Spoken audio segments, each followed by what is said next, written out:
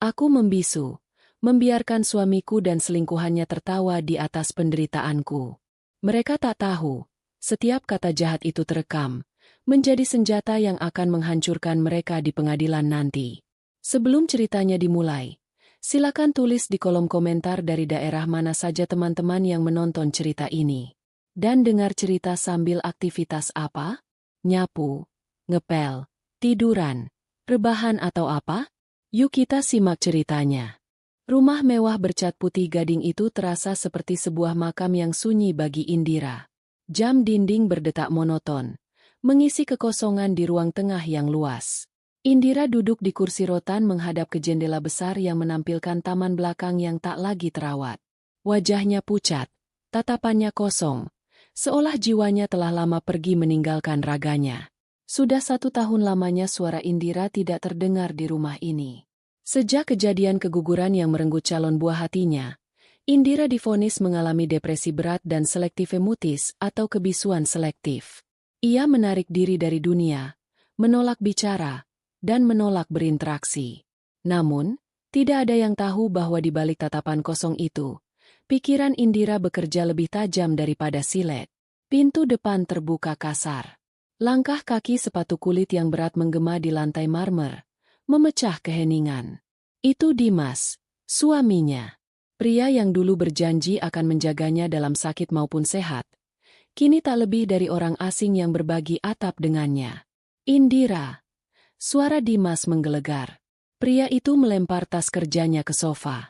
Kau ini istri atau pajangan? Jam segini lampu depan belum dinyalakan. Apa kerjamu seharian? Cuma duduk melamun seperti orang gila. Indira tidak menoleh. Ia tetap menatap daun kering yang jatuh di taman. Tubuhnya tidak bergeming sedikit pun, seolah ia tidak mendengar teriakan suaminya. Dimas mendengus kasar, lalu berjalan mendekati Indira. Ia mencengkeram bahu istrinya yang kurus itu. Aku bicara padamu, bentak Dimas tepat di telinga Indira. Setidaknya kalau mulutmu bisu, telingamu masih berfungsi, kan?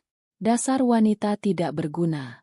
Kalau bukan karena kasihan, sudah kubuang kau ke panti sosial. Indira hanya berkedip pelan. Tidak ada air mata, tidak ada ekspresi ketakutan. Wajahnya datar seperti air tenang. Dimas melepaskan cengkeramannya dengan kasar hingga tubuh Indira sedikit terhuyung ke sandaran kursi. Pria itu tampak jijik menyentuh istrinya sendiri. Malam ini ada tamu. Jangan bikin malu. Masuk ke kamarmu atau duduk diam di pojok. Jangan keluar kalau tidak disuruh. Perintah Dimas sambil melonggarkan dasinya. Indira perlahan bangkit. Gerakannya lambat, seperti orang yang kehabisan tenaga. Ia berjalan menyeret kakinya menuju dapur untuk mengambil segelas air. Saat ia berada di dapur, bel pintu berbunyi. Dimas bergegas membukanya dengan semangat yang sangat berbeda dari saat ia bicara pada Indira. Hai! Sayang, akhirnya sampai juga. Suara Dimas terdengar lembut dan penuh kasih sayang. Indira menghentikan gerakannya menuang air.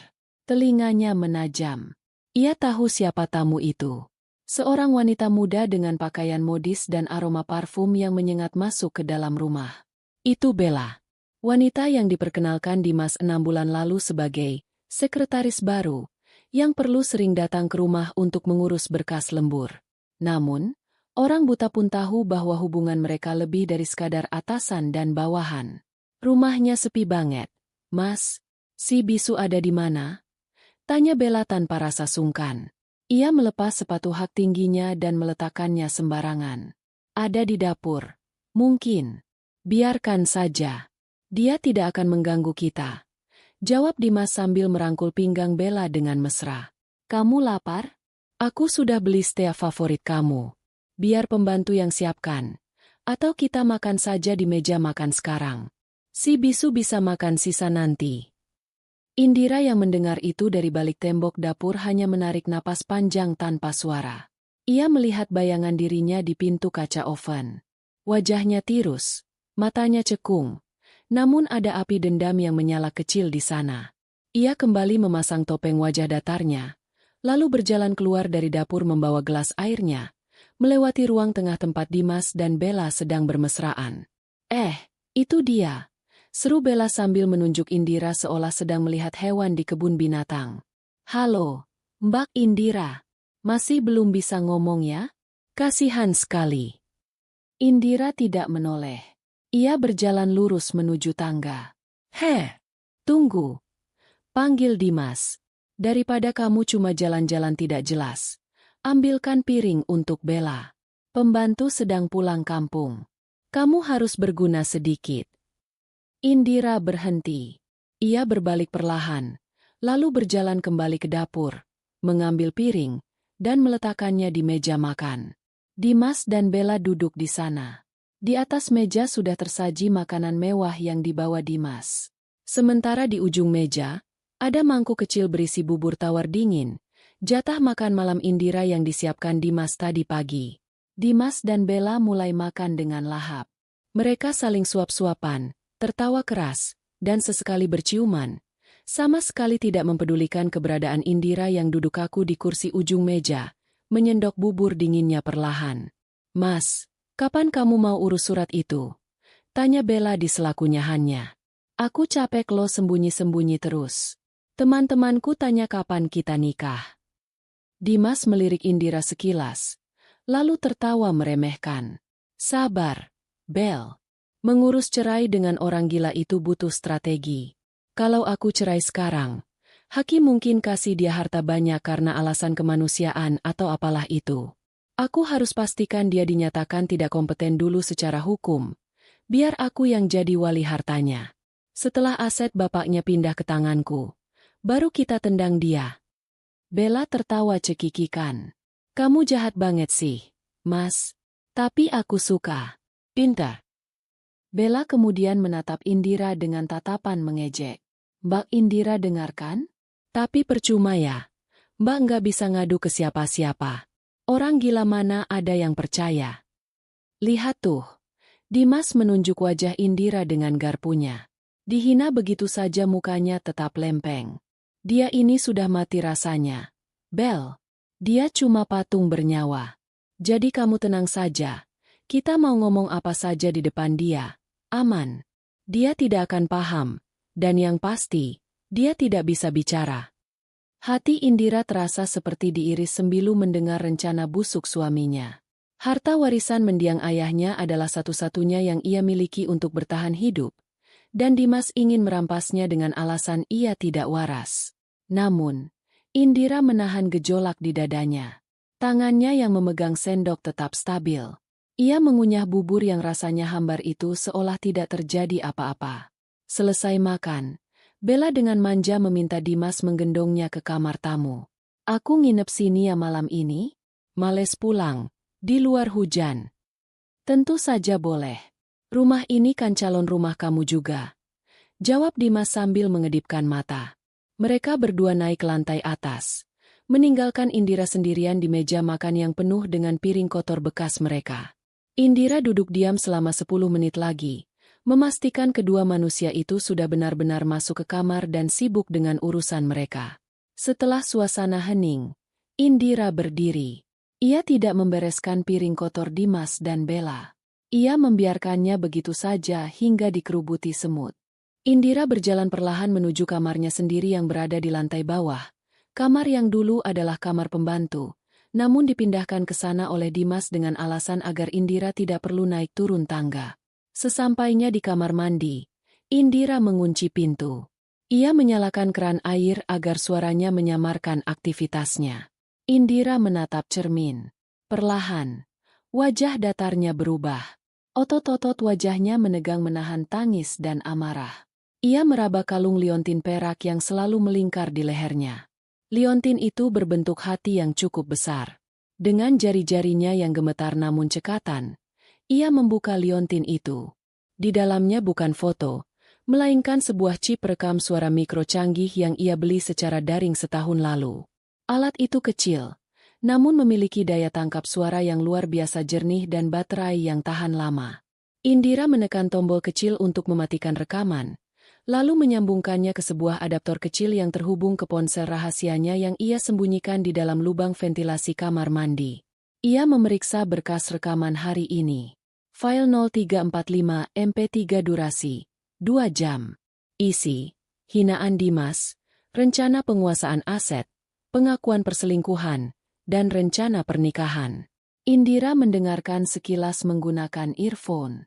Suara Dimas terdengar sangat jelas saat mengatakan, "Aku harus pastikan dia dinyatakan tidak kompeten dulu secara hukum, biar aku yang jadi wali hartanya." Indira tersenyum getir. Air mata menetes di pipinya. Tapi itu bukan air mata kesedihan. Itu adalah air mata kepuasan. "Bicaralah sepuas kalian," bisik Indira dengan suara yang sangat pelan. Nyaris tak terdengar, namun sangat fasih. Suaranya serak karena jarang digunakan, tapi penuh kekuatan.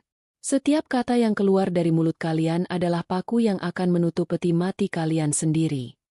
Indira menyimpan kembali data itu ke cloud storage yang terenkripsi. Ia memastikan semuanya aman. Setelah itu, ia mematikan ponsel rahasianya, menyembunyikannya kembali, dan memasang liontin perekam itu lagi di lehernya. Ia menekan tombol rekam. Lampu indikator kecil berkedip sekali lalu mati. Tanda perekaman mode senyap telah dimulai. Indira mematikan keran air. Wajahnya kembali datar tanpa ekspresi. Ia keluar dari kamar mandi, kembali menjadi Indira si bisu, siap untuk memancing lebih banyak bukti keesokan harinya. Pagi itu matahari bersinar terik. Namun suasana di dalam rumah terasa mendung dan menyesakkan bagi Indira. Bella rupanya benar-benar menganggap rumah itu milik nenek moyangnya. Saat Indira keluar dari kamarnya dengan langkah gontai, ia melihat Bella sudah duduk santai di sofa ruang tengah sambil menonton televisi dengan volume keras. Yang membuat darah Indira mendidih adalah apa yang dikenakan wanita itu. Bella memakai kimono tidur sutra berwarna merah marun. Itu adalah kimono kesayangan Indira, hadiah ulang tahun dari mendiang ibunya yang ia simpan rapi di lemari lantai atas. Bella memakainya dengan santai sambil mengangkat kaki ke atas meja. "Pagi, Mbak Bisu," sapa Bella dengan nada ceria yang dibuat-buat. "Kimononya bagus loh, pas banget di badanku. Daripada di lemari terus berdebu, mending aku pakai, kan? Lagian Mbak Indira kan gak pernah dandan lagi." Mubazir. Indira hanya menatap kimono itu sekilas, lalu berjalan menuju dapur. Hatinya menjerit ingin merobek kimono itu dari tubuh Bella, tapi ia menahannya. "Sabar, Indira. Harta benda bisa diganti, tapi bukti hukum tidak ternilai harganya." Batinnya menguatkan diri. Di dapur, Dimas sedang membuat kopi. Ia tampak segar dan bahagia. "Oh, sudah bangun. Buatkan sarapan untuk Bella. Dia mau nasi goreng. Jangan lupa, jangan pakai cabai. Dia tidak suka pedas." Dimas memerintah Indira seolah istrinya itu adalah pelayan restoran. Tanpa membantah, Indira mengambil wajan. Ia mulai memotong bawang. Pisau di tangannya bergerak cepat dan ritmis. Ada dorongan liar untuk melemparkan pisau itu, tapi Indira mengalihkannya pada bawang merah yang ia iris tipis-tipis. Tak lama kemudian, bel pintu berbunyi lagi. Kali ini tamu yang datang membuat dada Indira semakin sesak. Itu adalah Bu Lestari, ibu kandung Dimas, mertuanya. Wanita paruh baya dengan sanggul tinggi dan perhiasan emas mencolok itu masuk dengan gaya seperti inspektur upacara. Ia langsung memeluk Dimas dan, yang mengejutkan, mencium pipi Bella dengan akrab. "Aduh, calon mantu ibu sudah bangun rupanya," kata Bu Lestari sambil mengelus lengan Bella. "Cantik sekali kamu pakai baju merah begitu. Beda sama yang satu itu, pucat kayak mayat hidup." Bu Lestari melirik sinis ke arah dapur di mana Indira sedang memasak. "Ibu, jangan keras-keras, nanti dia dengar," kata Dimas sambil tertawa kecil, meski ia tidak benar-benar peduli. "Biar saja dia dengar," seru Bu Lestari lantang, sengaja meninggikan suaranya. "Toh dia bisu, nggak bisa membela diri." "Dimas, ibu heran kenapa kamu masih pertahankan dia sih? Sudah setahun loh dia kayak orang gila begitu. Bikin malu keluarga kita saja." Tetangga-tetangga ibu sering tanya, "Mana istri Dimas kok nggak pernah kelihatan arisan?" Ibu sampai bingung cari alasan. Mereka bertiga duduk di ruang tamu. Indira yang telah selesai memasak nasi goreng, meletakkan piring itu di meja tamu, lalu hendak beranjak pergi. Eits, jangan pergi dulu. Tahan Bu Lestari. Duduk di situ. Di bawah. Ibu mau bicara sama suamimu. Kamu harus dengar karena ini menyangkut nasibmu juga. Indira menurut. Ia duduk di karpet, persis di bawah kaki mereka, seperti seorang hamba sahaya di hadapan majikan. Posisi ini sangat strategis bagi Indira, karena liontin di lehernya akan menangkap suara mereka dengan sangat jelas dari jarak sedekat ini. Jadi begini, Dim. Bu Lestari memulai pembicaraan serius. Ibu kemarin sudah tanya-tanya sama kenalan notaris. Soal tanah warisan bapaknya Indira yang di pusat kota itu. Harganya lagi naik gila-gilaan. Kalau dijual, bisa buat beli rumah baru di kawasan elit dan modal kamu buka cabang usaha baru. Masalahnya sertifikatnya masih atas nama dia, Bu. Keluh Dimas sambil menunjuk Indira dengan dagunya. Dan dia nggak bisa diajak komunikasi buat tanda tangan pelepasan hak. Makanya kamu harus cepat urus surat keterangan sakit jiwanya. Desak Bu Lestari tidak sabar. Bawa dia ke psikiater bayaran. Minta surat yang menyatakan dia tidak cakap hukum permanen. Dengan begitu, hak perwalian jatuh ke kamu sebagai suami. Begitu surat kuasa di tangan kamu, jual tanah itu, lalu ceraikan dia. Beres, kan? Ide bagus tuh, Tante Ibu, sahut Bella antusias. Kalau tanah itu laku, kita bisa pesta pernikahan mewah di Bali ya, Mas? Pasti dong, sayang. Jawab Dimas sambil mengelus rambut Bella. Dengar itu Indira? Kamu itu sebenarnya cuma beban. Tapi untungnya kamu punya warisan yang bisa menebus ketidakgunaanmu itu. Jadi anggap saja hartamu itu bayaran karena aku sudah mau menampungmu selama setahun ini. Indira menundukkan kepalanya dalam-dalam. Rambutnya menutupi wajahnya. Ia tidak sedang menangis. Ia sedang tersenyum miring yang sangat tipis. Rencana penggelapan aset dan persekongkolan jahat. Kena kalian, batin Indira. Rekaman ini akan sangat mematikan bagi karir Dimas dan reputasi Bu Lestari. Tiba-tiba, Bella yang sedang meminum kopi panasnya, sengaja memiringkan cangkirnya tepat di atas tangan Indira yang bertumpu di lantai. UPS. Seru Bella pura-pura kaget. Cairan kopi panas berwarna hitam pekat itu tumpah menyiram punggung tangan Indira. Kulit putih Indira seketika memerah melepuh. Rasa perih yang menyengat langsung menjalar ke seluruh sarafnya. Secara refleks, tubuh manusia normal akan berteriak atau melompat kaget. Namun, Indira sudah melatih dirinya selama berbulan-bulan untuk menahan rasa sakit. Ia tahu ini adalah ujian. Bella sedang memancingnya. Jika ia berteriak, sandiwaranya akan terbongkar sebelum waktunya. Indira hanya menarik tangannya perlahan, menggigit bibir bawahnya kuat-kuat hingga hampir berdarah. Namun tidak ada suara yang keluar dari tenggorokannya. Wajahnya meringis sedikit, tapi ia segera mengendalikannya menjadi datar kembali. Ia mengusap tangan yang melepuh itu dengan ujung bajunya yang lusuh.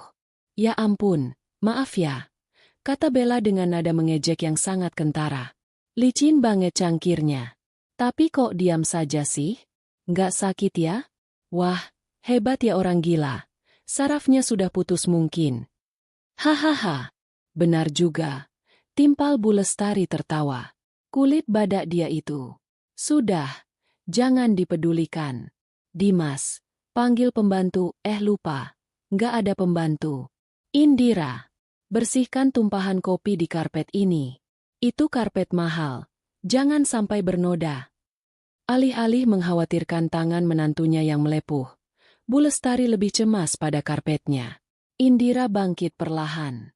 Tangan kanannya yang tersiram air panas gemetar hebat karena rasa sakit yang membakar. Ia berjalan ke belakang untuk mengambil lepel. Di dapur, ia menyempatkan diri menyiram tangannya dengan air dingin dari keran selama beberapa detik untuk meredakan panas, lalu mengoleskan sedikit salep luka bakar yang ia sembunyikan di laci bumbu. Sambil mengepel tumpahan kopi di bawah kaki mereka yang masih tertawa-tawa membahas rencana pernikahan, Indira bersumpah dalam hati, nikmatilah tawa kalian hari ini, karena sebentar lagi, kalian akan menangis darah. Rekaman hari ini sudah lebih dari cukup untuk membuktikan kekejaman mental dan fisik yang mereka lakukan. Tapi Indira tahu, ia butuh satu pukulan telak lagi. Ia butuh bukti rencana kriminal yang lebih berat agar mereka tidak hanya miskin, tapi juga membusuk di penjara. Dan ia punya firasat. Rencana itu akan segera mereka diskusikan. Dimas, kata Bu Lestari tiba-tiba. Suaranya memelan. Soal obat depresinya Indira. Kamu masih kasih dosis yang sama? Indira yang sedang memeras kain pel, menajamkan pendengarannya. Ini dia. Masih, Bu. Kenapa? Ibu punya kenalan apoteker yang bisa racik obat khusus, bisik Bu Lestari. Namun masih tertangkap jelas oleh alat perekam Indira. Obat yang kalau diminum terus-menerus, bisa bikin ginjal rusak pelan-pelan atau bikin orang tidur terus dan gak bangun-bangun. Biar prosesnya lebih cepat, ngerti kan maksud ibu? Jantung Indira berdegup kencang. Ini bukan lagi sekadar perselingkuhan atau perebutan harta. Ini adalah rencana pembunuhan berencana. Langit di luar jendela sudah gelap gulita. Namun ruang tengah rumah itu terang benderang oleh lampu kristal yang menyala penuh. Di atas meja kopi yang terbuat dari kaca tebal, berserakan majalah pernikahan, brosur catering, dan contoh undangan mewah dengan tinta emas. Dimas dan Bella duduk berdampingan di sofa kulit, sementara Indira duduk di kursi kayu di sudut ruangan, memangku sebuah buku tebal yang halamannya tidak pernah ia balik selama 1 jam terakhir. Indira seolah menjadi hantu di rumahnya sendiri. Keberadaannya dianggap ada dan tiada. Dimas dan Bella tidak merasa perlu mengecilkan suara atau berbisik, karena bagi mereka, Indira hanyalah seonggok daging bernyawa yang tidak memiliki pemahaman. Sayang, lihat ini. Seru Bella antusias sambil menunjuk sebuah foto pelaminan bergaya Eropa di majalah. Dekorasinya penuh bunga mawar putih impor. Aku mau yang seperti ini. Kesannya elegan dan mahal. Nanti gaun pengantinku harus berekor panjang, minimal 5 meter. Dimas mengangguk-angguk sambil memijit kalkulator di ponselnya. Wajahnya tampak serius menghitung angka-angka yang berderet panjang. Bisa diatur, jawab Dimas santai. Kalau pakai vendor yang ini, estimasi biayanya sekitar 500 juta. Itu belum termasuk sewa gedung dan catering VVIP. 500 juta. Bella mengerucutkan bibirnya. Murah banget, Mas. Masa nikahan kita biasa-biasa saja? Aku mau ada orkestra juga. Terus souvenirnya parfum mahal, bukan gantungan kunci murahan. Tambahin dong budgetnya. Dimas tertawa kecil, lalu menoleh sekilas ke arah Indira yang duduk mematung. Tenang saja. Tabungan deposito atas nama Indira baru saja cair bulan ini. Jumlahnya ada sekitar 2 miliar. Itu uang warisan dari kakeknya dulu yang tidak pernah disentuh. Cukup kan buat pesta mewah keinginan kamu? Jantung Indira berdegup kencang mendengar nominal itu disebut. Uang itu adalah peninggalan kakeknya yang ditujukan untuk pendidikan cucu-cucunya kelak. Cucu yang sudah tiada karena keguguran itu. Sekarang, Dimas dengan entengnya ingin membakar uang itu demi pesta dengan selingkuhannya. Indira mencengkeram pinggiran bukunya erat-erat, namun wajahnya tetap datar. Matanya tetap terpaku pada tulisan yang memburam karena genangan air mata yang ia tahan. Wah! Asyik, pekik Bella kegirangan. Ia langsung memeluk leher Dimas dan mendaratkan ciuman di pipinya. Kamu memang suami idaman, Mas. Pintar cari duit. Bukan pintar cari duit, tapi pintar manfaatkan situasi. Koreksi Dimas dengan senyum licik. Mumpung istri sahnya bisu dan depresi, tanda tangannya bisa aku palsukan sedikit. Atau nanti aku bujuk notaris langganan ibu. Bilang saja Indira sedang sakit parah dan tidak bisa datang, jadi diwakilkan. Gampang. Mereka terus berdiskusi tentang bulan madu. Bella merengek ingin keliling Eropa selama sebulan penuh. Dimas menyanggupi semuanya. Setiap kata yang keluar dari mulut mereka adalah penghinaan bagi harga diri Indira, dan pencurian terang-terangan terhadap hak miliknya. Jam menunjukkan pukul 11 malam ketika Bella akhirnya menguap. Aku ngantuk. Mas, tidur yuk. Ajak Bella manja. Ayo, kamu duluan naik. Aku kunci pintu dulu. Jawab Dimas. Dimas bangkit dan berjalan menuju Indira. Ia menatap istrinya dengan tatapan merendahkan. Heh, patung. Masuk kamar. Matikan lampu. Jangan keluyuran malam-malam. Nanti dikira maling. Indira menutup bukunya perlahan.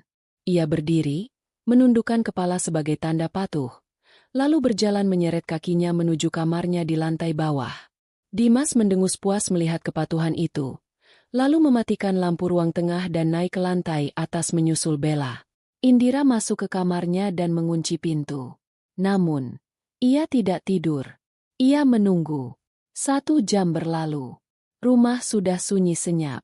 Hanya terdengar suara dengkuran halus dari lantai atas. Bukti bahwa Dimas sudah terlelap. Ini saatnya. Indira membuka lemari bajunya. Di bagian paling belakang, di balik tumpukan baju daster lusuh yang biasa ia pakai sehari-hari, tersimpan sebuah tas ransel hitam kecil yang sudah ia siapkan. Ia mengganti bajunya dengan jaket hoodie hitam dan celana jeans gelap. Ia memakai topi untuk menutupi sebagian wajahnya. Dengan gerakan sangat hati-hati, Indira membuka jendela kamarnya. Ia sengaja rutin meminyaki engsel jendela itu setiap minggu agar tidak berdecit saat dibuka.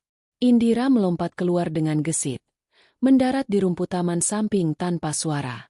Ia bukan lagi wanita lemah yang menyeret kaki. Malam ini, ia adalah wanita dengan misi.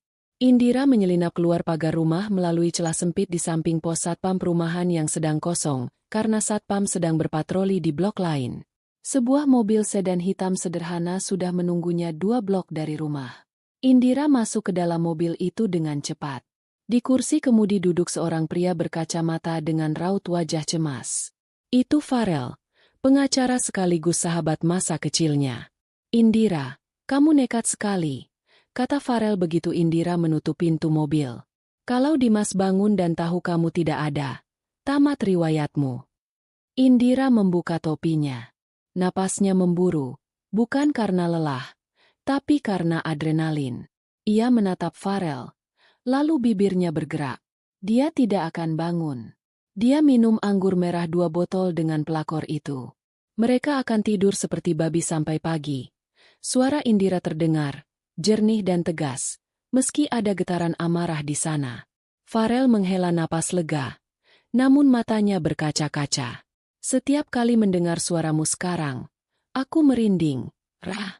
Aku masih tidak percaya kamu sanggup menahan diri untuk tidak bicara selama setahun penuh di rumah neraka itu. Kalau aku bicara, aku mati, Rel, jawab Indira dingin. Kalau aku melawan secara fisik, aku kalah tenaga. Kalau aku minta cerai tahun lalu tanpa bukti, aku akan diusir tanpa membawa sepeser pun harta, dan mereka akan memutarbalikkan fakta bahwa aku yang gila. Aku harus diam untuk menang. Indira mengeluarkan memory card kecil dari saku jaketnya dan menyerahkannya pada Farel. Ini rekaman seminggu terakhir. Ada bukti rencana pemalsuan tanda tangan untuk pencairan deposito 2 miliar.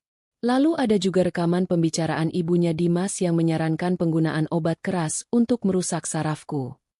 Farel menerima kartu memori itu dengan tangan gemetar.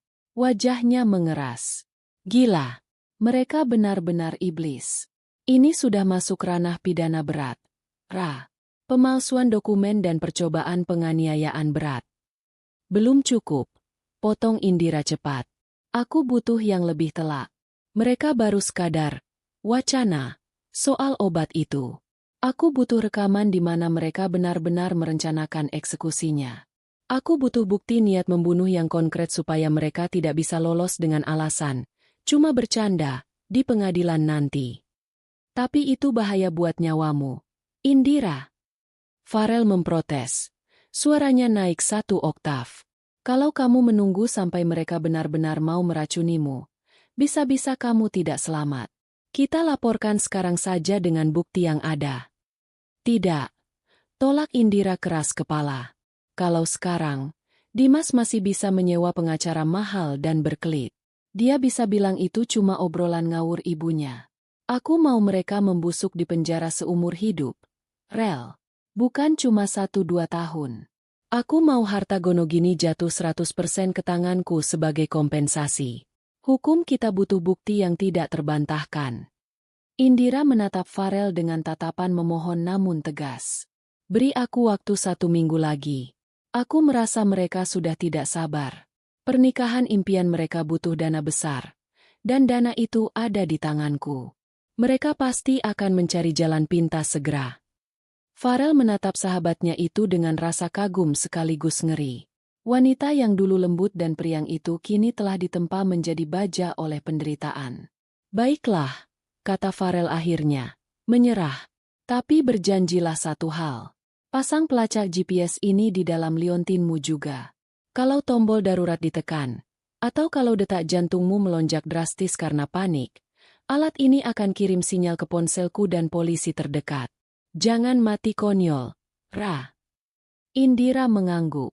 Ia mengambil alat pelacak mikro itu. Terima kasih, Rel. Kamu satu-satunya orang yang masih menganggapku manusia. Cepat kembali sebelum subuh, kata Farel. Indira keluar dari mobil, kembali menyusup ke dalam kegelapan malam, kembali menuju rumah yang ia sebut neraka, untuk memainkan peran sebagai patung bisu sekali lagi.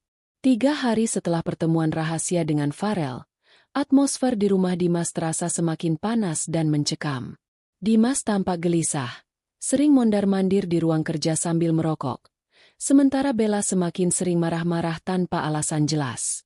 Uang tunai di tangan Dimas menipis karena gaya hidup hedonis Bella yang tak terkendali. Sementara pencairan deposito Indira ternyata tidak semudah yang ia bayangkan karena pihak bank meminta kehadiran Indira secara fisik. Siang itu, hujan deras mengguyur kota. Seolah alam turut merasakan ketegangan di dalam rumah mewah itu. Indira sedang menyapu lantai ruang tengah ketika Dimas dan Bella pulang dengan wajah masam. Mereka baru saja dari bank, dan sepertinya hasilnya tidak memuaskan. Dasar bank sialan, maki Dimas sambil menendang pintu hingga terbanting keras. Sudah kubilang istriku sakit parah, tidak bisa jalan. Masih saja mereka minta surat kuasa notaris terbaru atau minta orangnya datang langsung. Birokrasi sampah.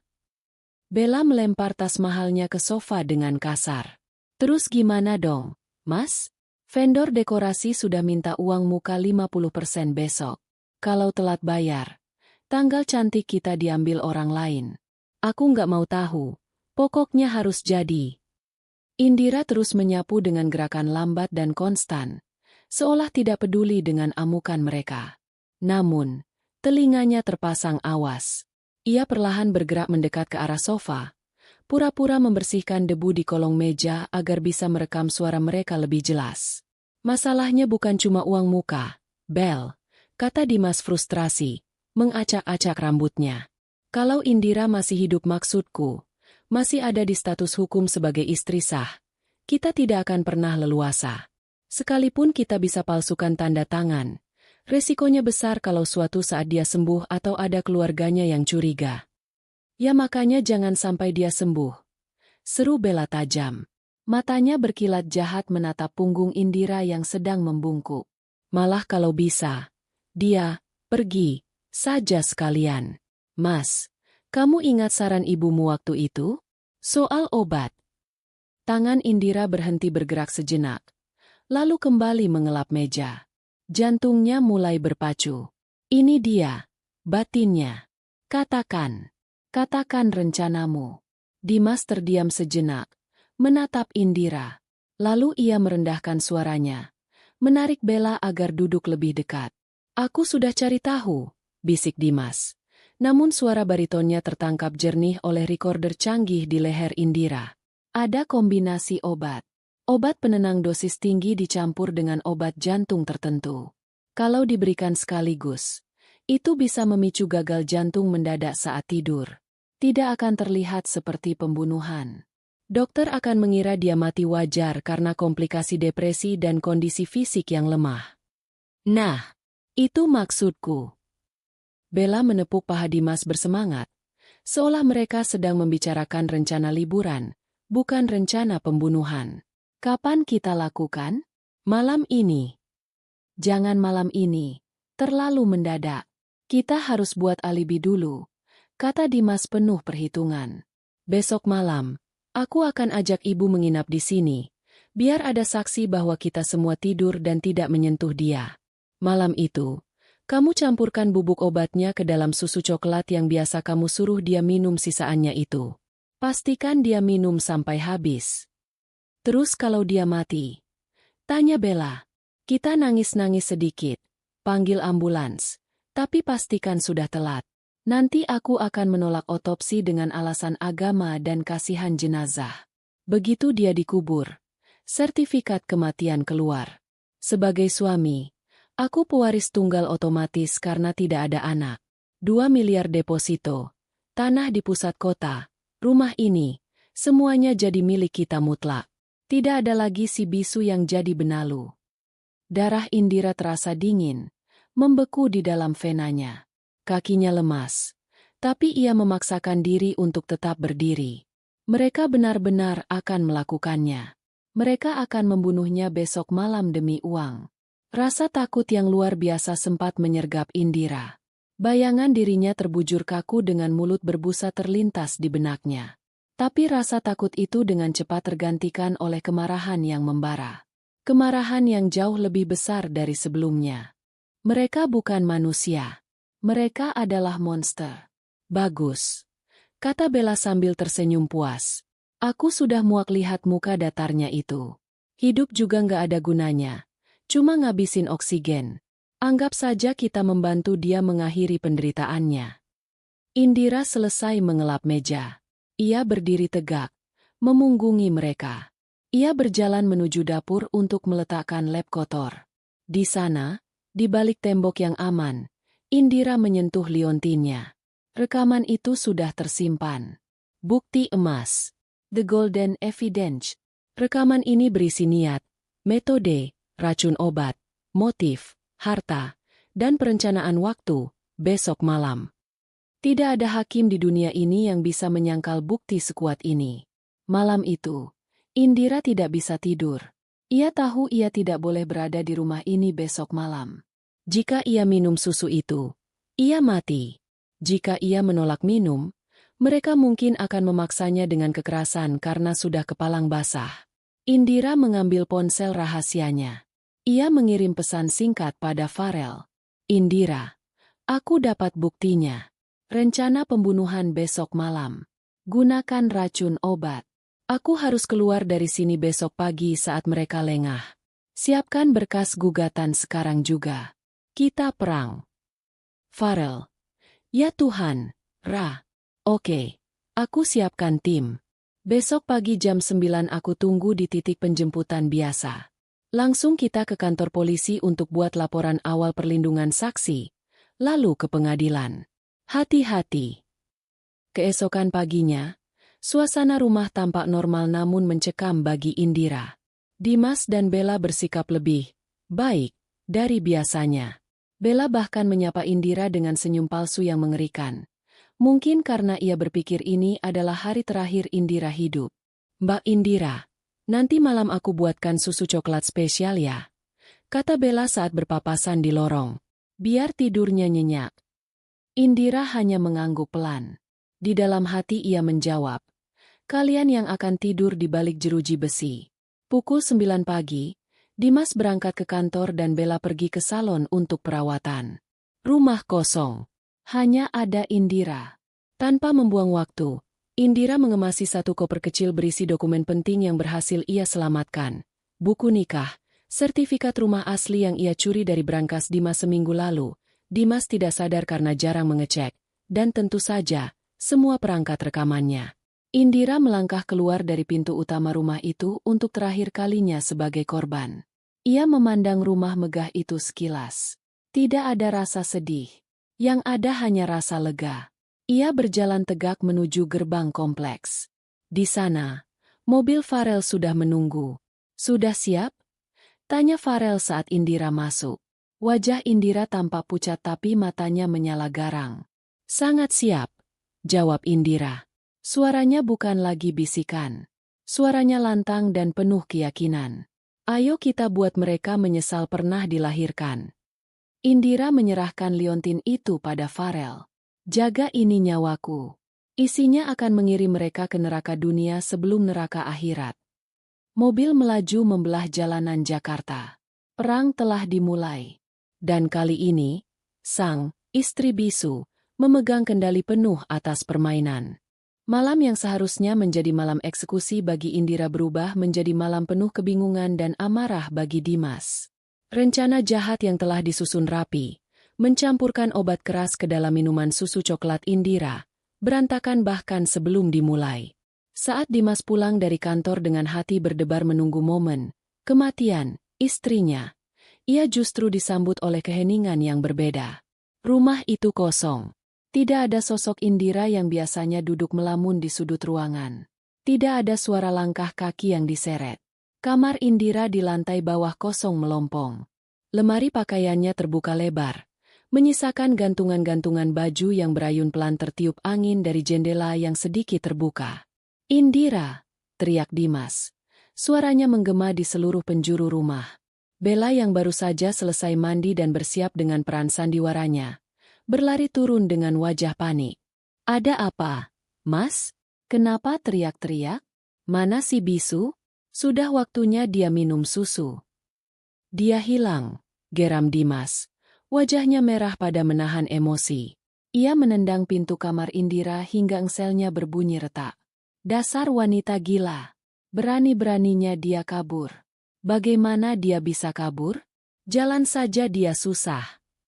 Mungkin dia keluyuran ke taman kompleks dan lupa jalan pulang. Tebak Bella dengan nada cemas. Bukan cemas akan keselamatan Indira, melainkan cemas rencana mereka gagal. "Kita harus cari dia, Mas. Kalau dia mati di jalanan atau ditemukan orang lain dalam keadaan linglung, bisa gawat. Nanti orang-orang curiga kita menelantarkan dia." Dimas mengacak-acak rambutnya frustrasi. Ia baru saja hendak mengambil kunci mobil untuk mencari Indira, ketika bel pintu rumah berbunyi nyaring. Dimas dan Bella saling pandang. Siapa yang bertamu malam-malam begini? Apakah polisi yang menemukan mayat Indira? Atau tetangga yang menemukan Indira pingsan? Dimas mengatur napasnya, mencoba memasang wajah cemas layaknya suami yang kehilangan istri, lalu berjalan membuka pintu.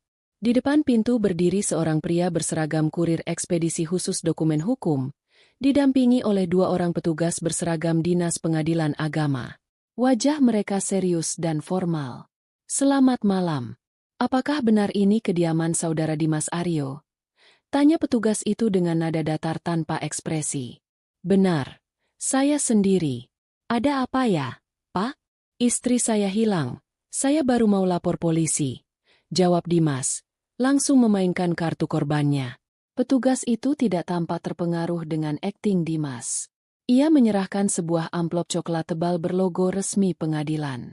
"Kami bukan polisi. Kami jurusita dari Pengadilan Agama Jakarta Selatan. Ini surat panggilan sidang perdana atas gugatan cerai yang diajukan oleh istri Anda, Saudari Indira Larasati." Dunia seakan berhenti berputar bagi Dimas. Ia mematung, menatap amplop itu seolah-olah itu adalah bom waktu. "Gugatan cerai." Dimas tergagap. "Bapak pasti salah orang. Istri saya sakit jiwa. Dia bisu. Dia tidak bisa bicara. Apalagi menyewa pengacara dan mengajukan gugatan. Ini pasti penipuan." "Silakan dibaca isinya, Pak." Di sana tertera jelas nama kuasa hukumnya. Saudara Farel Andika. SH sidang pertama dijadwalkan 3 hari lagi dari sekarang. "Terima kasih. Selamat malam." Tanpa menunggu bantahan lebih lanjut, petugas itu menyerahkan tanda terima yang harus ditandatangani, yang dengan gemetar ditandatangani oleh Dimas, lalu pergi meninggalkan Dimas yang masih bengong di ambang pintu. Bella merebut amplop itu dari tangan Dimas dan merobeknya kasar. Ia mengeluarkan berkas-berkas di dalamnya dan membacanya dengan cepat di bawah lampu teras.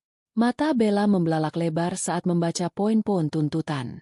"Mas, lihat ini." Pekik Bella histeris. Dia bukan cuma minta cerai. Dia menuntut pembagian harta Gonogini 100%. Dia menuntut rumah ini, tanah warisan, mobil kamu, dan ganti rugi imaterial sebesar 10 miliar rupiah. Gila. Orang gila itu benar-benar sudah sinting. Dimas merampas kertas itu.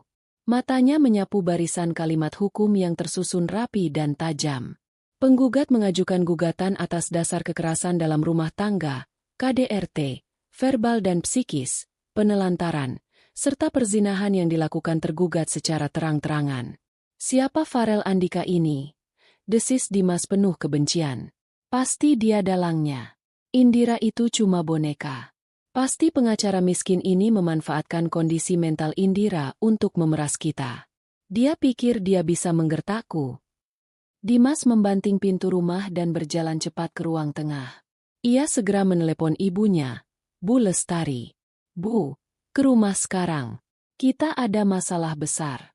Si bisu sialan itu menggugat cerai. Setengah jam kemudian, Bu Lestari tiba dengan wajah tegang namun penuh amarah. Ketiga antagonis itu duduk melingkar di ruang tamu, menyusun strategi perang melawan seorang wanita yang selama ini mereka anggap tak lebih dari sampah. Ini tidak masuk akal, kata Bu Lestari sambil memijat pelipisnya setelah membaca surat gugatan itu. Bagaimana mungkin orang yang setahun tidak bicara tiba-tiba punya pengacara? Dimas, kamu yakin dia benar-benar bisu selama ini? Yakin 100%, Bu. Jawab Dimas defensif. Ibu lihat sendiri kan? Disiram air panas dia diam. Dimaki-maki dia diam. Dokter juga bilang dia selektif mutis. Ini pasti ulah pengacaranya. Si Farel ini pasti teman lamanya atau siapa yang memanipulasi tanda tangan Indira. Kalau begitu kita aman, kata Bella berusaha menenangkan diri, meski tangannya gemetar memegang gelas air. Di pengadilan nanti, hakim pasti akan melihat kondisi Indira. Kalau dia datang dengan tampang gila dan bisu seperti biasa, hakim tidak akan percaya dia bisa membuat gugatan ini. Kita bisa balik menuntut pengacaranya atas tuduhan penipuan dan eksploitasi orang cacat. Dimas mengangguk, mulai mendapatkan kembali kepercayaan dirinya. Arogansi alaminya kembali muncul. Ia merasa posisinya sebagai laki-laki sehat, sukses, dan waras jauh lebih superior dibandingkan istrinya yang sakit. Benar. Strategi kita adalah menyerang kesehatan mentalnya. Dimas mulai menyusun rencana. Aku akan bersaksi bahwa Indira sering berhalusinasi. Aku akan bilang bahwa gugatan ini adalah bentuk delusi paraniwanya. Kita akan minta hakim untuk membatalkan gugatan karena penggugat tidak cakap hukum. Setelah gugatan batal, aku akan ajukan permohonan perwalian paksa. Begitu hak wali di tanganku, kita masukkan dia ke rumah sakit jiwa di luar pulau, dan hartanya jadi milik kita. Saya setuju. Tambah Bu Lestari dengan senyum licik. Ibu akan jadi saksi. Ibu akan menangis di depan hakim, bilang betapa sedihnya kita merawat menantu yang tidak tahu diuntung. Kita harus tampil sebagai keluarga yang sabar dan penyayang yang dizalimi oleh istri gila. Terus soal tuduhan selingkuh dan KDRT. Tanya Bella khawatir. Di situ tertulis dia punya bukti. Dimas tertawa terbahak-bahak. Suara tawanya memantul di dinding ruangan yang menjadi saksi bisu kejahatannya. Bukti apa? Dia tidak pernah pegang HP.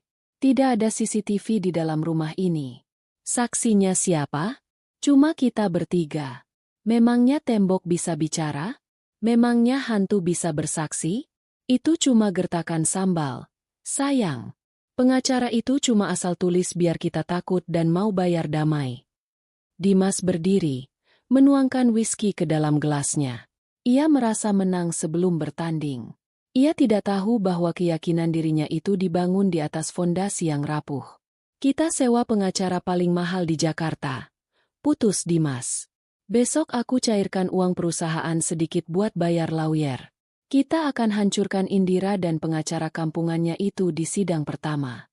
Aku tidak sabar melihat muka bodohnya saat hakim mengetuk palu menolak gugatannya. Sementara itu, di sebuah cafe house yang lokasinya dirahasiakan, Indira duduk di depan laptop. Ia tidak lagi terlihat lusuh. Rambutnya sudah dicuci bersih dan wangi. Wajahnya segar meski tanpa riasan tebal. Ia sedang mendengarkan kembali rekaman suara terakhir. Rencana pembunuhan dengan obat itu. Farel duduk di sampingnya, sedang menyusun transkrip rekaman tersebut untuk dijadikan lampiran bukti kejutan. Kamu yakin mau datang ke sidang, Ra? Tanya Farel. Kamu bisa mewakilkan padaku. Aku takut mereka akan menyerangmu secara psikologis di sana. Indira menoleh. Sorot matanya tajam, dingin, namun tenang. Tidak ada lagi jejak wanita depresi yang ketakutan. Aku harus datang, Rel, jawab Indira. Suaranya tegas. Aku ingin melihat wajah mereka saat topeng mereka ditarik paksa. Selama setahun mereka menjadikan aku penonton di panggung kejahatan mereka. Sekarang giliran aku yang jadi sutradaranya. Aku yang akan menentukan kapan layar ditutup. Indira mengambil cangkir teh hangatnya. Ia menyesapnya perlahan, menikmati rasa manis yang sudah lama tidak ia rasakan, rasa kebebasan. Dimas pasti berpikir aku akan datang sebagai wanita gila yang bisu, gumam Indira. Dia salah besar. Dia akan bertemu dengan Indira yang baru. Indira yang akan mengambil kembali setiap sen haknya dan mengirim suaminya ke tempat yang pantas. Malam itu, dua kubu mempersiapkan diri. Kubu Dimas bersiap dengan kebohongan, manipulasi, dan arogansi. Kubu Indira bersiap dengan kebenaran, data, dan strategi mematikan. Dimas tidur nyenyak karena meremehkan lawannya, sementara Indira terjaga, bukan karena takut, melainkan karena tidak sabar menanti fajar keadilan menyingsing. Di luar, hujan turun semakin deras, seolah mencuci bumi dari kotoran, mempersiapkan hari yang cerah untuk kebenaran yang akan terungkap. Hari persidangan tiba. Gedung Pengadilan Agama Jakarta Selatan tampak ramai seperti biasa. Orang-orang dengan berbagai masalah rumah tangga lalu lalang dengan wajah murung, marah, atau lelah. Namun, bagi Dimas, hari ini adalah panggung pertunjukan. Dimas datang dengan penampilan sempurna. Ia mengenakan kemeja batik lengan panjang sutra yang harganya jutaan rupiah, celana bahan hitam licin, dan sepatu yang mengkilap. Rambutnya ditata rapi. Kacamata minus bertengger di hidungnya untuk memberikan kesan intelektual dan alim. Di sampingnya, Bu Lestari mengenakan gamis putih dan kerudung panjang, berakting total sebagai ibu yang salehah dan menderita. Bella tidak masuk ruang sidang sebagai pihak berperkara, namun ia duduk di barisan kursi pengunjung paling belakang, mengenakan masker dan kacamata hitam untuk menyamarkan identitas, ingin menyaksikan kehancuran Indira secara langsung. Ingat, Bu, bisik Dimas sebelum mereka masuk. Kunci kita adalah, Indira gila, kita korban. Jangan terpancing emosi. Tenang saja, Dim. Ibu ini ratu drama kalau perlu. Bisik Bu Lestari sambil mengusap sudut matanya dengan tisu, meski tidak ada air mata di sana. Mereka masuk ruang sidang dan duduk di kursi tergugat. Pengacara mahal sewaan Dimas, Bapak Hartono, sudah duduk di sana dengan tumpukan berkas yang tebal. Wajahnya percaya diri. Tak lama kemudian, pintu ruang sidang terbuka lagi. Dimas menoleh, siap untuk menyeringai meremehkan penampilan istrinya yang biasanya kucel. Namun, seringai itu mati di bibirnya. Rahangnya mengeras. Indira masuk didampingi Farel. Penampilan Indira berubah total. Tidak ada lagi daster lusuh atau rambut acak-acakan. Indira mengenakan setelan blazer dan celana panjang berwarna biru tua yang pas di badan, menunjukkan postur tubuhnya yang ternyata tegap dan anggun. Rambutnya disanggul modern dan rapi. Wajahnya dipoles make-up tipis yang menonjolkan kecantikannya yang selama ini tertutup depresi. Ia berjalan dengan kepala tegak, tatapannya lurus ke depan, melewati Dimas tanpa menoleh sedikit pun, seolah Dimas adalah debu yang tak kasat mata. Itu, Indira? Bisik Bu Lestari kaget, hampir lupa dengan peran sedihnya. Kok dia kelihatan waras? Pasti didandani pengacaranya biar hakim simpati, desis Dimas kesal. Tenang saja, begitu hakim tanya dan dia bisu, hancur sudah pencitraannya. Majelis hakim memasuki ruangan. Hakim ketua, seorang pria parubaya dengan wibawa tinggi, mengetuk palu membuka sidang. Proses mediasi dinyatakan gagal karena pihak penggugat, Indira, menolak berdamai secara tegas melalui pengacaranya. Sidang langsung masuk ke pokok perkara. Hakim ketua memandang Dimas. Saudara tergugat, apakah benar tuduhan penggugat bahwa Anda melakukan penelantaran, kekerasan verbal, dan memiliki hubungan gelap dengan wanita lain? Pengacara Dimas, Pak Hartono, Berdiri. Keberatan. Yang mulia. Tuduhan itu fitnah keji. Klien saya, Saudara Dimas, adalah suami yang sangat sabar. Istrinya, Saudari Indira, menderita gangguan jiwa berat dan selektif mutis selama setahun. Klien saya yang merawatnya, memberinya makan, dan menampungnya. Bagaimana mungkin orang yang merawat orang sakit dituduh menelantarkan? Dimas kemudian dipersilakan bicara. Dengan suara yang dibuat bergetar menahan tangis, ia memulai sandiwaranya. Yang mulia hakim, kata Dimas sambil menunduk. Saya mencintai istri saya. Tapi sejak dia sakit, dia berubah. Dia sering mengamuk tanpa suara, memecahkan barang, dan menolak melayani saya sebagai suami. Saya bertahan karena kasihan. Soal wanita lain, itu tidak benar. Bella adalah asisten saya yang sering membantu mengurus Indira ketika saya kerja. Istri saya mungkin cemburu buta karena halusinasinya sendiri.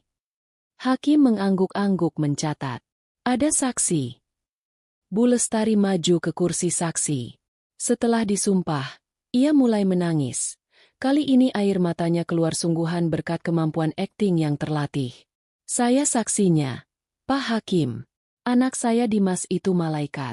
Tiap hari dia suapin istrinya bubur. Dia mandikan. Tapi Indira itu tidak tahu terima kasih. Dia malah sering melotot seram ke kami. Dia itu bisu, tapi hatinya keras. Saya sedih melihat anak saya difitnah begini. Ruang sidang hening. Pengunjung tampak bersimpati pada cerita Dimas dan ibunya. Cerita tentang suami setia yang merawat istri gila memang selalu menyentuh hati. Dimas melirik ke arah Farel dan Indira dengan senyum kemenangan tipis. Skakmat, pikirnya. Baik, kata hakim ketua, lalu menoleh ke meja penggugat. Saudara kuasa hukum penggugat, apakah ada tanggapan atau bukti untuk menyanggah kesaksian tergugat? Farel berdiri tenang. Ia merapikan jasnya. Terima kasih, Yang Mulia. Apa yang disampaikan tergugat dan saksinya adalah sebuah cerita dongeng yang sangat indah. Namun sayang, ini ruang pengadilan, bukan panggung teater.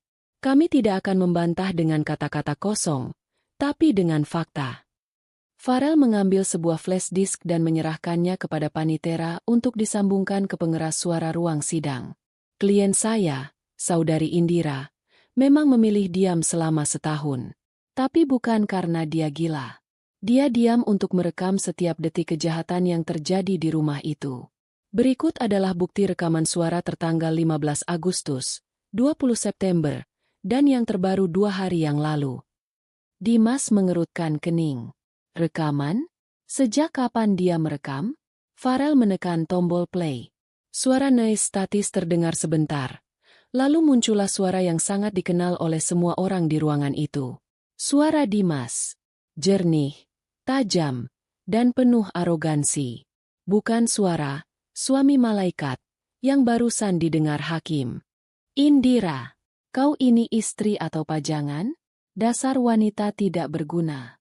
Kalau bukan karena kasihan, sudah kubuang kau ke panti sosial. Rekaman bab 1. Wajah Dimas memucat seketika. Bu Lestari berhenti menangis dan mulutnya ternganga. Rekaman berlanjut.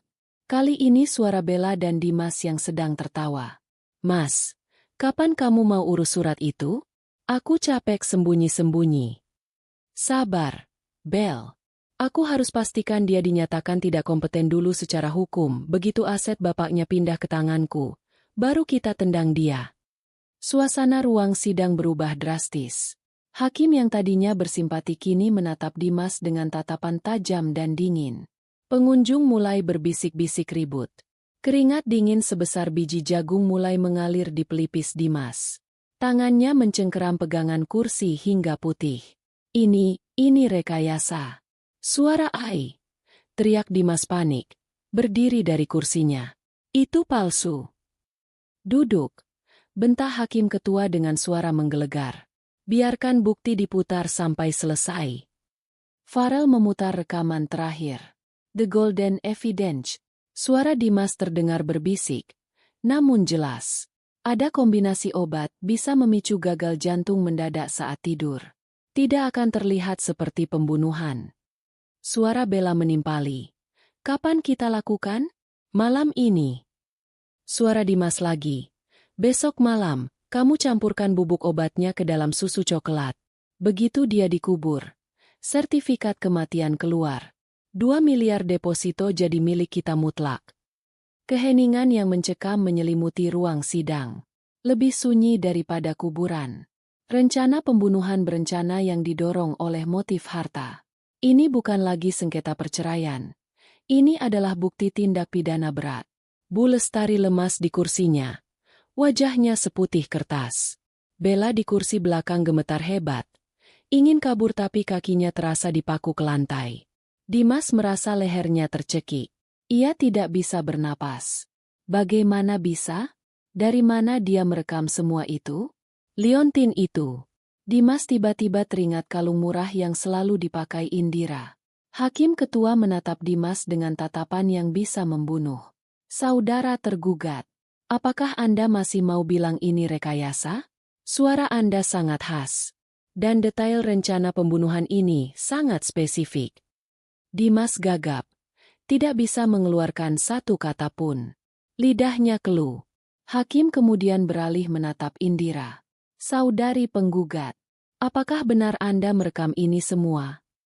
Indira berdiri perlahan. Ini adalah momen yang ia tunggu.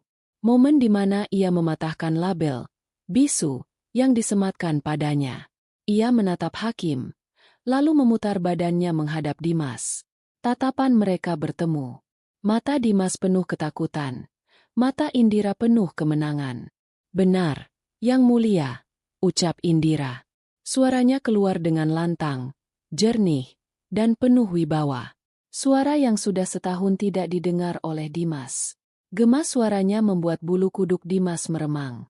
Saya merekam semuanya, lanjut Indira. Matanya tak lepas dari wajah suaminya yang hancur. Selama 1 tahun, saya menjadi hantu di rumah saya sendiri. Saya makan makanan sisa. Saya disiram air panas. Saya dihina. Dan saya diancam akan dibunuh. Saya diam bukan karena saya bodoh. Bukan karena saya gila. Dan bukan karena saya bisu. Indira melangkah 1 langkah mendekati meja pembatas. Saya diam untuk mendengar setiap detail kebusukan kalian. Saya diam untuk mengumpulkan setiap tetes racun yang kalian siapkan untuk saya, agar saya bisa menuangkannya kembali ke kerongkongan kalian hari ini. Indira menunjuk Dimas dengan telunjuknya yang teguh. Saya menuntut cerai. Saya menuntut seluruh harta yang kalian coba rampas. Dan saya menuntut keadilan atas nyawa saya yang kalian coba hilangkan demi uang. Kata-kata Indira menggema, menutup babak penderitaannya dan membuka babak kehancuran bagi Dimas. Di pintu ruang sidang, beberapa petugas kepolisian yang sudah dihubungi oleh pihak pengadilan, karena adanya bukti rencana pembunuhan, mulai masuk dan berdiri siaga. Dimas terduduk lemas. Habis sudah. Suasana di dalam ruang sidang Pengadilan Agama Jakarta Selatan mendadak berubah menjadi kacau balau. Seolah-olah sebuah bom waktu baru saja meledak dan menghancurkan segala kepura-puraan yang dibangun oleh pihak tergugat. Gema suara Indira yang lantang dan penuh wibawa masih terasa bergetar di udara, menusuk telinga setiap orang yang mendengarnya, terutama Dimas, Bella, dan Bu Lestari. Dimas masih terduduk di kursinya dengan wajah pucat pasi, seakan darah di seluruh tubuhnya telah disedot habis. Matanya menatap nanar ke arah Indira. Sosok yang selama setahun ini ia anggap sebagai benda mati, sebagai sampah yang bisa ia tendang sesuka hati. Kini, sosok itu berdiri tegak menjulang di hadapannya, berubah menjadi raksasa yang siap menginjaknya hingga hancur. Mulut Dimas bergerak-gerak seperti ikan yang kehabisan oksigen, berusaha merangkai kata sangkalan, namun suaranya tercekat di tenggorokan. Bukti rekaman itu terlalu nyata. Suara dirinya yang merencanakan pembunuhan dengan racun obat terdengar begitu jelas, begitu kejam, dan begitu tak terbantahkan. Hakim ketua mengetuk palu 3 kali dengan keras untuk menenangkan keriuhan yang mulai terjadi di bangku pengunjung. Harap tenang. Sidang belum ditutup. Seru hakim ketua dengan nada tegas yang membuat nyali siapapun menciut. Hakim ketua kemudian menatap tajam ke arah Dimas dan pengacaranya, Pak Hartono. Sang pengacara sendiri tampak bingung dan panik. Ia segera membereskan berkas-berkasnya dengan tangan gemetar, menyadari bahwa ia baru saja membela klien yang bukan hanya bersalah dalam kasus perdata, melainkan terlibat dalam rencana tindak pidana berat. Sebagai seorang profesional hukum, Pak Hartono tahu bahwa posisi Dimas sudah tidak bisa diselamatkan lagi. Bukti elektronik yang valid mengenai rencana pembunuhan adalah akhir dari segalanya. Saudara tergugat. Suara hakim ketua terdengar dingin dan menusuk. Bukti yang baru saja diperdengarkan bukan sekadar bukti perselingkuhan atau penelantaran istri. Itu adalah bukti adanya mens rea atau niat jahat untuk menghilangkan nyawa seseorang secara berencana. Pengadilan ini memang ranah perdata untuk perceraian, namun kami tidak bisa menutup mata terhadap indikasi tindak pidana murni yang terjadi di hadapan kami. Tiba-tiba, pintu samping ruang sidang terbuka lebar. 4 orang petugas kepolisian berseragam lengkap, didampingi oleh 2 orang reserse berpakaian preman, melangkah masuk dengan tegap. Rupanya, Farel dan tim hukumnya telah berkoordinasi dengan pihak kepolisian sesaat setelah mendapatkan rekaman Golden Evidence tersebut, dan meminta kepolisian bersiaga untuk melakukan penangkapan tangkap tangan begitu bukti dibuka di muka umum. Melihat polisi masuk, kepanikan Dimas mencapai puncaknya. Ia melompat berdiri dari kursinya, menunjuk-nunjuk ke arah Indira dengan jari gemetar. "Ini jebakan. Pak Hakim, ini jebakan!" teriak Dimas histeris. Suaranya pecah dan sumbang. "Dia memancing saya. Dia sengaja diam biar saya bicara macam-macam. Dia yang sakit jiwa, bukan saya. Dia memanipulasi situasi." "Diam Anda!" bentak salah satu petugas polisi yang kini sudah berdiri di samping meja tergugat. "Saudara Dimas Aryo, Anda kami tangkap atas dugaan percobaan pembunuhan berencana dan kekerasan dalam rumah tangga. Anda berhak diam. Namun segala perkataan Anda mulai detik ini akan dicatat sebagai bukti tambahan." Bunyi klik dari borgol besi yang mengunci kedua pergelangan tangan Dimas terdengar sangat nyaring di ruangan yang hening itu. Suara itu adalah suara kekalahan mutlak. Dimas memberontak, meronta-ronta seperti binatang liar yang terperangkap. "Lepaskan! Saya orang terhormat. Saya direktur perusahaan. Lepaskan saya!" Dimas berteriak. Matanya melotot liar mencari pertolongan. Ia menoleh ke arah ibunya. "Ibu, tolong Dimas, Bu. Bilang sama mereka Dimas anak baik." Namun, Bu Lestari tidak bisa menolong. Wanita paruhbaya itu sudah ambruk di kursinya. Pingsan karena syok berat melihat putra kebanggaannya diborgol seperti kriminal kelas 3.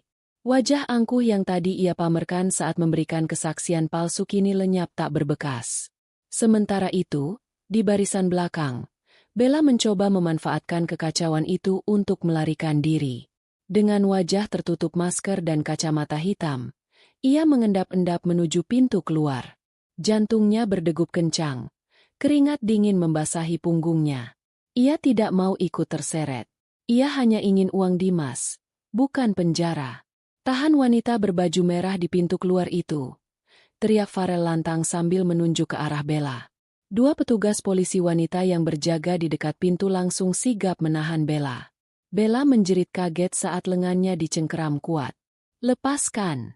Saya tidak ada hubungannya. Saya cuma penonton," jerit Bella, mencoba melepaskan diri. Kacamata hitam dan maskernya terlepas dalam pergulatan itu, menampilkan wajahnya yang ketakutan. "Saudari Bella, Anda juga terekam dalam percakapan rencana pembunuhan tersebut. Anda berperan aktif dalam merencanakan metode peracunan. Anda ikut kami," kata polisi wanita itu dengan tegas. "Bukan aku. Itu ide Dimas." Bella berteriak, langsung mengkhianati kekasihnya demi menyelamatkan diri sendiri. Ia menunjuk Dimas yang sedang diseret polisi. "Dia yang menyuruhku. Dia yang cari obatnya. Aku cuma disuruh." "Mas Dimas, bilang sama mereka aku nggak salah." Dimas yang mendengar pengkhianatan Bella menatap wanita itu dengan tatapan benci. "Dasar wanita jalang. Kamu yang mengusulkan racun itu biar kita bisa nikah cepat. Kamu yang serakah. Kamu yang pembunuh," balas Bella. Kedua pasangan yang kemarin masih saling memanggil sayang dan merencanakan pernikahan mewah di Eropa itu, kini saling melolong, saling menyalahkan, dan saling membuka aib di depan umum saat digelandang keluar oleh polisi. Pemandangan itu begitu menyedihkan sekaligus memuaskan bagi siapa saja yang melihatnya. Drama cinta mereka hancur berkeping-keping di hadapan hukum. Di tengah kekacauan itu, Indira tetap berdiri tenang di tempatnya. Ia tidak tersenyum, tidak tertawa, dan tidak menangis. Wajahnya dingin, memancarkan aura kekuatan yang luar biasa. Ia menatap punggung Dimas dan Bella yang semakin menjauh di bawah polisi. Sebelum Dimas benar-benar keluar dari pintu, ia sempat menoleh ke belakang, menatap Indira untuk terakhir kalinya. Tatapannya penuh dengan penyesalan, ketakutan, dan pertanyaan besar. Bagaimana bisa wanita yang ia anggap lemah ini menghancurkannya dalam satu pukulan? Indira membalas tatapan itu. Ia melangkah maju sedikit, mendekati pagar pembatas, dan berbicara dengan suara yang cukup keras untuk didengar oleh Dimas sebelum pintu tertutup. Kau bertanya kenapa aku diam, Dimas? Ucap Indira lantang. Karena orang bodoh sepertimu tidak akan pernah mendengarkan peringatan. Kalian hanya akan berhenti jika dihancurkan. Dan hari ini, aku pastikan kau hancur sampai ke akar-akarnya. Pintu ruang sidang tertutup. Dimas dan Bella lenyap dari pandangan, menuju mobil tahanan yang akan membawa mereka ke masa depan yang kelam. Suasana di ruang sidang perlahan mulai tenang kembali, meski ketegangan masih tersisa. Hakim ketua menghela napas panjang, menggelengkan kepalanya melihat drama tragis manusia yang baru saja terjadi. Ia kemudian kembali fokus pada Indira. Saudari penggugat, kata hakim dengan nada yang jauh lebih lembut dan hormat. Mengingat tergugat telah ditangkap oleh pihak berwajib dan bukti-bukti yang Anda sampaikan sangat kuat dan tidak terbantahkan, pengadilan ini tidak memerlukan waktu lebih lama untuk mengambil keputusan. Apakah ada hal lain yang ingin Anda sampaikan sebelum kami bermusyawarah untuk putusan? Indira mengangguk hormat. Ia menghapus setitik air mata yang akhirnya jatuh di pipinya. Air mata kelegaan. Ada, Yang Mulia, kata Indira. Suaranya sedikit bergetar, namun tetap tegas. Saya ingin menyampaikan bahwa gugatan saya bukan semata-mata soal harta. Harta bisa dicari, tapi harga diri yang diinjak-injak, kepercayaan yang dikhianati, dan nyawa yang dianggap murah, itu tidak bisa dibayar dengan apapun. Saya menuntut seluruh aset dikembalikan kepada saya bukan karena saya serakah, tapi untuk memastikan bahwa mereka tidak memiliki sarana apapun lagi untuk menyakiti orang lain. Saya ingin memutus rantai kekuasaan semu yang mereka miliki. Indira menarik napas panjang, merasakan paru-parunya terisi udara kebebasan.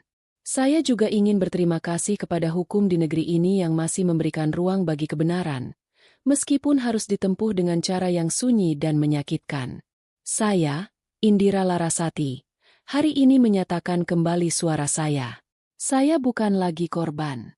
Saya adalah penyintas.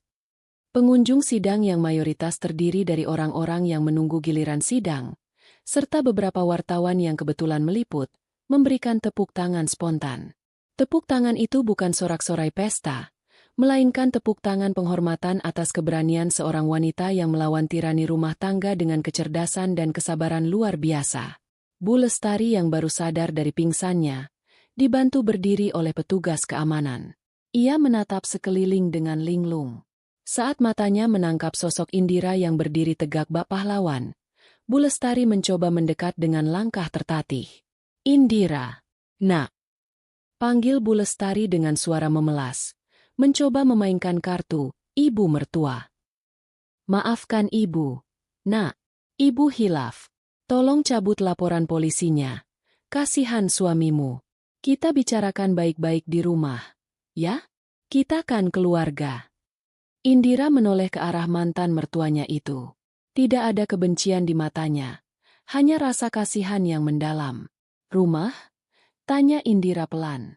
Rumah yang mana, Bu? Rumah yang sertifikatnya mau ibu jual untuk foya-foya? Atau rumah tempat ibu menyarankan anak ibu untuk meracuni saya? Bu Lestari terbungkam. Wajahnya merah padam karena malu. Tidak ada lagi kata, kita. Bu, lanjut Indira tegas. Keluarga saya sudah mati saat kalian tertawa di atas penderitaan saya. Silakan ibu urus anak ibu di penjara. Jangan pernah hubungi saya lagi. Indira berbalik badan, memberi isyarat pada Farel. Ayo kita pergi, Rel. Urusan di sini sudah selesai. Farel tersenyum bangga, mengemasi barang-barangnya, dan berjalan mendampingi Indira keluar dari ruang sidang. Mereka berjalan membelah kerumunan, meninggalkan Bu Lestari yang menangis meraung-raung sendirian di tengah ruang sidang yang mulai kosong, meratapi nasibnya yang berubah miskin dan sebatang kara dalam sekejap mata. Di luar gedung pengadilan, matahari bersinar sangat terik, namun bagi Indira, cahaya itu terasa hangat dan menyambut. Itu adalah cahaya pertama dari kehidupan barunya. Keheningan panjang itu telah pecah, digantikan oleh suara keadilan yang menggema lantang. 6 bulan telah berlalu sejak hari bersejarah di pengadilan agama itu. Roda keadilan terus berputar, melindas mereka yang bersalah tanpa ampun. Proses hukum berjalan maraton, mulai dari penyidikan polisi, pelimpahan berkas ke kejaksaan, hingga akhirnya sampai ke meja hijau pengadilan negeri untuk kasus pidananya. Hari ini adalah hari pembacaan vonis pidana untuk Dimas dan Bella. Indira duduk di barisan depan ruang sidang pengadilan negeri. Penampilannya semakin bersinar. Wajahnya yang dulu tirus dan pucat kini tampak segar berisi, dengan rona merah alami di pipinya. Ia mengenakan kemeja putih bersih, melambangkan hati dan lembaran hidupnya yang baru. Di sampingnya, Farel setia menemani, bukan lagi sekadar sebagai pengacara, tetapi sebagai sahabat yang menjadi saksi kebangkitannya. Di kursi pesakitan, Dimas dan Bella duduk dengan kepala tertunduk. Penampilan mereka sangat kontras dengan 6 bulan lalu. Dimas yang dulu gagah dengan jas mahalnya, kini kurus kering dengan rambut yang dicukur hampir botak. Wajahnya kusam, matanya cekung tanpa cahaya. Bella lebih menyedihkan lagi. Wanita yang dulu bangga dengan kecantikan dan barang brandednya, kini terlihat tua dan layu. Tanpa perawatan salon dan make-up, serta tertekan oleh kehidupan penjara selama masa tahanan, kecantikannya luntur tak berbekas. Mereka mengenakan rompi tahanan berwarna oranye yang kedodoran. Hubungan mereka pun hancur lebur. Selama persidangan, mereka saling serang, saling tuduh, dan saling membuka aib untuk meringankan hukuman masing-masing. Namun, hakim dan jaksa tidak bodoh. Bukti rekaman Indira yang lengkap menjadi kunci yang mengikat mereka berdua dalam satu nasib yang sama. Hakim Ketua Pengadilan Negeri membacakan putusannya dengan suara berat dan berwibawa. Menimbang bahwa terdakwa I, Dimas Aryo, dan terdakwa 2, Bella Anastasia, telah terbukti secara sah dan meyakinkan melakukan tindak pidana permufakatan jahat untuk melakukan pembunuhan berencana, serta terbukti melakukan kekerasan psikis dalam rumah tangga. Ruangan hening. Jantung Dimas seolah berhenti berdetak. Ia memejamkan mata, membayangkan tembok penjara yang dingin yang akan menjadi rumahnya entah sampai kapan. Maka dengan ini, majelis hakim menjatuhkan hukuman pidana penjara kepada terdakwa I, Dimas Aryo, selama 15 tahun. Palu diketuk 1 kali. Tok! Tubuh Dimas merosot lemas di kursi. 15 tahun. Ia akan keluar saat usianya sudah tua, tanpa harta, tanpa karir, tanpa siapa-siapa. Dan menjatuhkan hukuman pidana penjara kepada terdakwa 2, Bella Anastasia, selama 12 tahun. Palu diketuk lagi. Tok! Bella menjerit histeris, menangis menutupi wajahnya dengan kedua tangan yang terborgol. Mimpinya untuk hidup mewah keliling Eropa musnah, digantikan oleh kenyataan tidur di lantai dingin penjara wanita selama lebih dari 1 dekade. Indira mendengarkan vonis itu tanpa ekspresi berlebihan. Tidak ada sorak-sorai di hatinya, hanya rasa lega yang mendalam bahwa ancaman itu telah benar-benar dikurung. Keadilan telah ditegakkan. Bukan dendam yang ia cari, tapi keamanan dan kepastian hukum bahwa kejahatan tidak boleh menang. Selain vonis pidana, putusan pengadilan agama juga telah inkrah, berkekuatan hukum tetap, sebulan sebelumnya. Hakim mengabulkan gugatan cerai Indira sepenuhnya. Karena terbukti adanya pelanggaran berat terhadap pernikahan dan upaya kriminal untuk menguasai harta, serta adanya perjanjian pranikah yang baru ditemukan Farel di berkas lama mendiang ayah Indira yang menyatakan, Jika salah satu pihak melakukan perselingkuhan atau tindak pidana terhadap pasangan, maka seluruh harta bersama dan harta bawaan kembali ke pihak yang dirugikan. Maka Indira memenangkan segalanya. Rumah mewah, mobil, tanah warisan, dan seluruh tabungan yang sempat mau dikuasai Dimas, kini sah 100% kembali ke tangan Indira. Dimas keluar dari pernikahan itu bukan hanya dengan status duda, tapi juga sebagai narapidana miskin yang terlilit utang biaya perkara. Usai sidang ditutup, petugas langsung menggelandang Dimas dan Bella kembali ke sel tahanan. Saat melewati Indira, Dimas menghentikan langkahnya sejenak. Petugas polisi membiarkannya sebentar. Indira. Suara Dimas Parau terdengar putus asa. Maafkan aku. Indira menatap mantan suaminya itu. Dulu, pria ini adalah segalanya baginya. Kini, ia hanyalah orang asing yang pernah memberinya pelajaran hidup paling mahal. Aku sudah memaafkanmu, Dimas. Jawab Indira tenang. Aku memaafkanmu bukan untukmu, tapi untuk diriku sendiri, agar aku bisa tidur nyenyak tanpa membawa beban kebencian. Tapi, hukum tetap hukum. Kau harus membayar apa yang kau perbuat. Jalani hukumanmu, dan belajarlah menjadi manusia lagi di dalam sana. Dimas menunduk. Air mata penyesalan yang terlambat menetes jatuh ke lantai. Ia lalu diseret pergi, menghilang di balik pintu jeruji besi. Indira keluar dari gedung pengadilan dengan langkah ringan. Di luar, langit sore berwarna jingga keemasan. Angin berhembus sejuk menerpa wajahnya. Sudah selesai, Ra, kata Farel sambil tersenyum. Semuanya sudah berakhir. Tidak, Rel, koreksi Indira sambil memandang langit luas. Ini bukan akhir. Ini baru permulaan.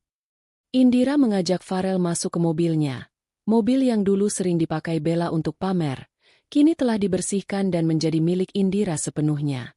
Kita mau kemana? Tanya Farel. Ke rumah, jawab Indira. Mereka berkendara menuju rumah mewah yang menjadi saksi bisu penderitaan Indira selama setahun. Namun, saat sampai di sana, suasananya sudah berbeda. Pagar rumah itu tidak lagi tampak menyeramkan. Di halaman rumah, terlihat sebuah truk pindahan besar dan beberapa pekerja sedang mengangkut barang-barang. Indira memutuskan untuk tidak menempati rumah itu. Terlalu banyak kenangan buruk di setiap sudutnya. Ia menjual rumah itu beserta seluruh perabotnya kepada seorang pengusaha properti dengan harga tinggi. Indira berdiri di depan gerbang, melihat sofa tempat Dimas dan Bella bermesraan diangkut keluar. Melihat meja makan tempat ia makan bubur sisa dibawa pergi. Melihat kasur tempat ia menangis dalam diam dimasukkan ke dalam truk. Kamu yakin menjual semuanya? Tanya Farel. Yakin. Jawab Indira mantap. Aku tidak butuh barang-barang ini. Uang hasil penjualan rumah ini akan aku gunakan untuk membangun yayasan bagi wanita korban kekerasan dalam rumah tangga. Aku ingin membantu mereka yang tidak punya suara, agar mereka tidak perlu menunggu 1 tahun seperti aku untuk berani bicara. Farel menatap Indira dengan kagum. Kamu luar biasa, Indira. Dan sisa uangnya. Indira tersenyum nakal, senyum yang sudah lama hilang dari wajahnya. Aku akan pakai untuk keliling Eropa. Benar-benar keliling Eropa, menikmati hidup, makan enak, dan mensyukuri setiap napas yang aku hirup. Boleh aku ikut? Tanya Farel setengah bercanda, namun ada harapan di matanya. Indira tertawa renyah. Suara tawanya terdengar merdu, bukan lagi suara bisikan serak. Tentu saja. Aku butuh fotografer pribadi yang merangkap pengacara hebat. Bu Lestari? Kabar terakhir yang didengar Indira, wanita tua itu kini tinggal di sebuah kamar kontrakan sempit di pinggiran kota, hidup dari belas kasihan tetangga